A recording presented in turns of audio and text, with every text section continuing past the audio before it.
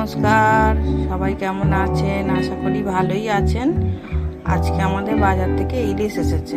আজকে মেঘলা ওয়েদার, হালকা বৃষ্টি পড়ছে। ছেলে বাজার করতে গিয়েছিল, গিয়ে ইলিশ এনে দিয়েছে।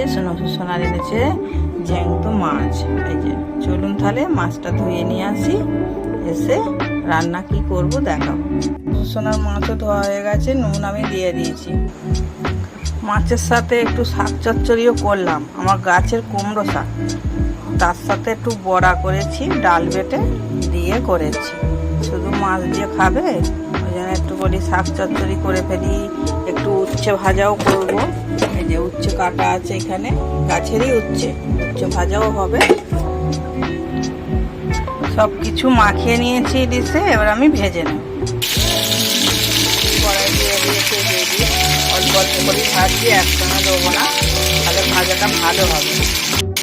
উচ্ছে ভাজা আমার হয়ে গেছে। তার সাথে আবার ভেজেছি লাল নোটে শাক, বাদাম পোস্ত দিয়ে। ইলিশ মাছ ভেজেছি, এই তেলটা বেরিয়েছে। আমি আজকে বানাবো সর্ষে ইলিশ।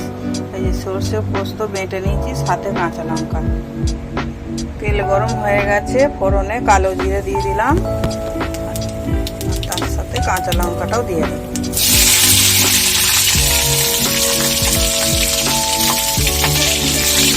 ভাজা ভাজা হয়ে গেল, এবার জলটা দিয়ে দিলাম। হলুদ দিয়ে দিয়েছি, পরিমাণ মতো নুনও দিয়ে দেবো। ফুটে গেলে পোস্তটা দিয়ে দেবো।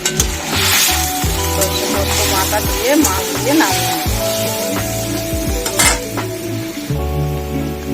সর্ষে পোস্ত বাটাটা দিয়ে দিলাম।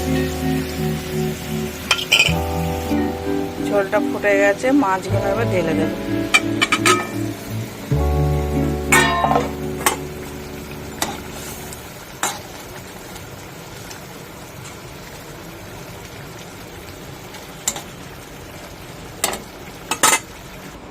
কাঁচা লঙ্কা দিয়ে সর্ষে ইলিশ আমার হয়ে গেছে। আর সবাই ভালো থাকবেন, টাটা।